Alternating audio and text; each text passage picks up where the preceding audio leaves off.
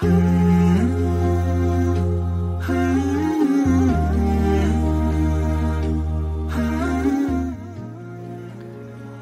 মুসা আলাইহিস সালাম এবং খিজিরের ভিতরে যে কথোপকথন হয়েছিল সেটা আল্লাহ রাসূল সাল্লাল্লাহু আলাইহি ওয়াসাল্লাম আমাদেরকে জানিয়েছেন। সুতরাং আসুন আমরা এই ঘটনাটি জানি।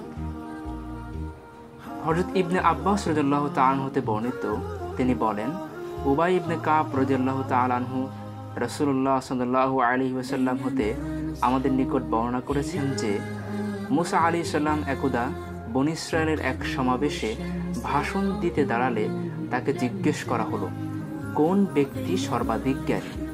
তিনি বললেন, আমি সর্বাধিক জ্ঞানী। জ্ঞানকে আল্লাহর দিকে সুপর্দ না করার কারণে আল্লাহ তাকে তিরস্কার করে বললেন, বরং দুসাগরের সঙ্গমস্থলে আমার এক বান্দা আছে যিনি তোমার চেয়ে অধিক জ্ঞানী। মুসা আলাইহিস সালাম বললেন, হে আমার প্রতিপালক, তার নিকট পৌঁছাতে কে আমাকে সাহায্য করবে? তখন বলা হলো, তুমি একটি থলিতে করে একটি মাছ নাও, যেখানে তুমি মাছটি হারাবে সেখানেই আমার সে বান্দা আছে। অতঃপর মুসা আলাইহিস সালাম একটি মাছ ধরলেন এবং থলিতে রাখলেন। অতঃপর মাছ নিয়ে তার সঙ্গী ইউশা বিন নুনকে সাথে নিয়ে চললেন। শেষ পর্যন্ত তারা একটি পাথরের কাছে পৌঁছলেন এবং তার উপর মাথা রেখে বিশ্রাম নিলেন। মুসা আলাইহিস সালাম ঘুমিয়ে পড়লেন। এ সময় মাছটি থলি থেকে বের হয়ে লাফিয়ে সমুদ্রে চলে গেল। অতঃপর সে সমুদ্রে সুড়ঙ্গের মতো পথ করে নিল। আর আল্লাহ সুবহানাহু ওয়া তাআলা মাছটির চলার পথে পানির প্রবাহ থামিয়ে দিলেন, ফলে তার গমন পথটি সুড়ঙ্গের মতো হয়ে গেল। অতঃপর তারা উভয়ে অবশিষ্ট রাত এবং পুরো দিন পথ চললেন। পরদিন সকালে মুসা আলাইহিস সালাম তার সাথীকে বললেন, আমরা তো সফরে ক্লান্ত হয়ে পড়েছি, আমাদের খাবার নিয়ে এসো। মুসা আলাইহিস সালামকে আল্লাহ যে স্থানে যাবার কথা বলেছিলেন সেই স্থান অতিক্রম করার পূর্ব পর্যন্ত তিনি কোনরূপ ক্লান্তিবোধ করেননি। সাথী ইউশা বিন নুন তখন বলল, আপনি কি ভেবে দেখেছেন যে পাথরটির নিকট আমরা বিশ্রাম নিয়েছিলাম সেখানেই মাছটি অদ্ভুতভাবে সমুদ্রের মধ্যে চলে গেছে? কিন্তু আমি মাছটির কথা আপনাকে বলতে ভুলে গিয়েছিলাম, মূলত শয়তানই আমাকে এ কথা ভুলে দিয়েছে। বর্ণনাকারী বলেন, পথটি মাছের জন্য ছিল একটি সুড়ঙ্গের মতো, আর তাদের জন্য ছিল আশ্চর্যজনক একটি ব্যাপার। মুসা আলাইহিস সালাম বললেন, আমরা তো সেই স্থানটির অনুসন্ধান করছি। অতঃপর তারা তাদের পদচিহ্ন ধরে ফিরে চললেন এবং ওই পাথরের নিকট পৌঁছে দেখলেন এক ব্যক্তি কাপড় মুড়ি দিয়ে বসে আছেন। মুসা আলাইহিস সালাম তাকে সালাম দিলেন। তিনি সালামের জবাব দিয়ে বললেন, এখানে সালামের কি হলো? তিনি বললেন, আমি মুসা। খিজির জিজ্ঞেস করলেন, আপনি কি বনী ইসরায়েল বংশীয় মুসা? মুসা আলাইহিস সালাম বললেন, হ্যাঁ, আমি এসেছি এজন্য যে সত্য পথের যে জ্ঞান আপনাকে দান করা হয়েছে তা হতে আপনি আমাকে শিক্ষা দিবেন। খিজির বললেন, হে মুসা, আমার আল্লাহ প্রদত্ত কিছু জ্ঞান আছে যা আপনি জানেন না, আর আপনিও আল্লাহ প্রদত্ত এমন কিছু জ্ঞানের অধিকারী যা আমি জানি না। মুসা আলাইহিস সালাম বললেন, আমি কি আপনার সাথী হতে পারি? খিজির বললেন, আপনি কিছুতেই আমার সাথে ধৈর্য ধারণ করে থাকতে পারবেন না। যে বিষয় আপনার জ্ঞানের আওতাধীন নয় সে বিষয়ে আপনি ধৈর্য ধারণ করবেন কেমন করে?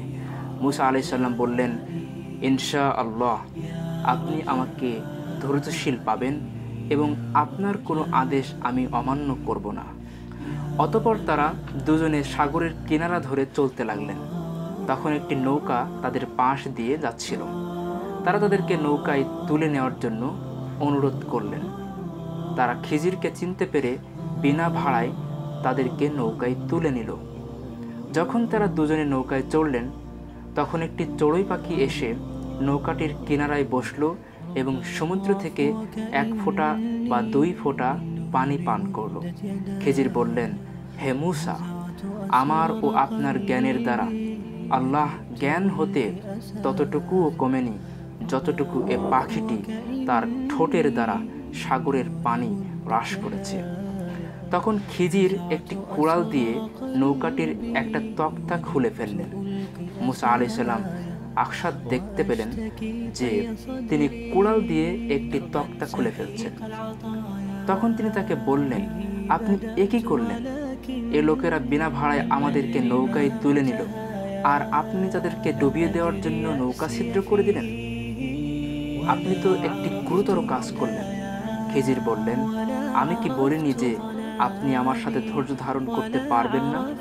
মুসা আলাইহিস সালাম বললেন, আমার ভুলের জন্য আমাকে অপরাধী করবেন না এবং আমার এ ব্যবহারে আমার প্রতি কঠোর হবেন না। মুসা আলাইহিস সালামের পক্ষ থেকে প্রথম এ কথাটি ছিল ভুলক্রমে। অতঃপর তারা যখন উভয়ে সমুদ্রে পার করলেন, তখন তারা একটি বালকের পাশ দিয়ে অতিক্রম করলেন, যে অন্যান্য বালকদের সাথে খেলা করছিল। খিজির ছেলেটির মাথা দেহ থেকে ছিন্ন করে ফেললেন। মুসা আলাইহিস সালাম বললেন, আপনি একটি নিষ্পাপ শিশুকে বিনা অপরাধে হত্যা করলেন। আপনি খুবই খারাপ একটা কাজ করলেন। খিজির বললেন, আমি কি বলিনি যে আপনি আমার সাথে ধৈর্য ধারণ করতে পারবেন না? মুসা আলাইহিস সালাম বললেন, এরপর যদি আমি এমন কোনো প্রশ্ন করি তাহলে আমাকে আর সঙ্গে রাখবেন না। অতঃপর উভয়ে চলতে লাগলেন। চলতে চলতে তারা একটি জনপদের অধিবাসীদের নিকট পৌঁছে গেলেন এবং তাদের কাছে কিছু খাবার চাইলেন, কিন্তু জনপদবাসী তাদের দুজনের মেহমানদারি করতে অস্বীকার করল। সেখানে তারা একটি প্রাচীর দেখতে পেলেন যা ভেঙে পড়ার উপক্রম হয়েছিল। খিজির প্রাচীরটি মেরামত করে দিয়ে সুদৃঢ় করে দিলেন। মুসা আলাইহিস সালাম বললেন, এই বসতির নিকট আমরা এসে খাবার চাইলাম, তারা মেহমানদারি করতে অস্বীকার করল, অথচ আপনি এদের দেয়াল সোজা করে দিলেন। আপনি তো ইচ্ছা করলে এর জন্য পারিশ্রমিক গ্রহণ করতে পারতেন। খিজির বললেন, এবার আমার এবং আপনার মধ্যে বিচ্ছেদ হয়ে গেল। এখানে যে বিষয়ে আপনি ধৈর্য ধারণ করতে পারেননি, আমি এর তাৎপর্য বলে দিচ্ছি। নৌকাটির ব্যাপার ছিল এই যে সেটি ছিল কয়েকজন দরিদ্র ব্যক্তির। তারা সমুদ্রে জীবিকা অন্বেষণ করত। আমি নৌকাটি ত্রুটিযুক্ত করে দিতে চাই না, কারণ তাদের সামনে ছিল এক রাজা, যে ভালো নৌকা পেলেই জোরপূর্বক কেড়ে নিত। তারপর যখন এটাকে দখল করতে লোক আসলো, তখন ছিদ্রযুক্ত দেখে ছেড়ে দিল। অতঃপর নৌকাওয়ালারা একটা কাঠ দ্বারা নৌকাটি মেরামত করে নিল, আর বালকটি সূচনা লগ্নেই ছিল কাফের, আর সে ছিল তার ঈমানদার বাবা মার বড়ই আদরের সন্তান।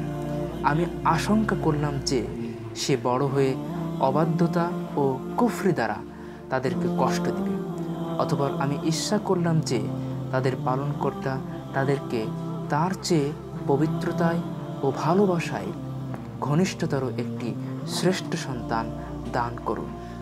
আর প্রাচীরের ব্যাপার ছিল এই যে সেটি ছিল নগরের দুজন ইয়াতিম বালকের। এর নিচে ছিল তাদের গুপ্তধন। তাদের পিতা ছিলেন একজন সৎ কর্মপরায়ণ ব্যক্তি। সুতরাং আপনার পালনকর্তা দয়াপরবশ হয়ে ইচ্ছা পোষণ করলেন যে তারা যৌবনে পদার্পণ করে নিজেদের গুপ্তধন উদ্ধার করুক। আমি নিজ ইচ্ছায় এসব করিনি। আপনি যে বিষয়গুলোতে ধৈর্য ধারণ করতে পারেননি, এই হলো তার ব্যাখ্যা। সূরা কাহফ ৭৯ থেকে ৮২ নম্বর আয়াত, সহিহ বুখারী হাদিস নম্বর ৩৪০১, নবীদের কাহিনী অধ্যায় খিজিরের সাথে মুসা আলাইহিস সালামের কাহিনী, এবং মুসলিম শরীফের হাদিস ২৩৮০। এই হাদিস থেকে আমরা যে শিক্ষা পাই তা হলো সকল জ্ঞানের আধার একমাত্র আল্লাহ সুবহানাহু ওয়া তাআলা। তিনি যাকে ইচ্ছা তাকেই দান করেন। জ্ঞান অর্জনের জন্য সফর অত্যন্ত গুরুত্বপূর্ণ। শয়তান মানুষের পিছে পড়ে থাকে। সে প্রতিনিয়ত মানুষকে পথভ্রষ্ট করার চেষ্টায় রত থাকে। জ্ঞান অর্জনের জন্য ধৈর্য অবলম্বন অত্যন্ত গুরুত্বপূর্ণ, এবং অহংকার করা বা নিজেকে জ্ঞানী ভাবা মোটেই গুরুত্বপূর্ণ কিছু নয়, বরং এই অহংকারই মানুষকে ধ্বংসের দিকে ধাবিত করে। আসুন এই হাদিস থেকে আমরা যে শিক্ষা গ্রহণ করলাম বা শিক্ষা পেলাম এই শিক্ষা আমরা বাস্তব জীবনে অনুসরণ করি। আল্লাহ সুবহানাহু ওয়া তাআলা আমাদেরকে সে তৌফিক দান করুন। আমিন। ظلامي ولا عرفت ضحايا ولا لغيرك دور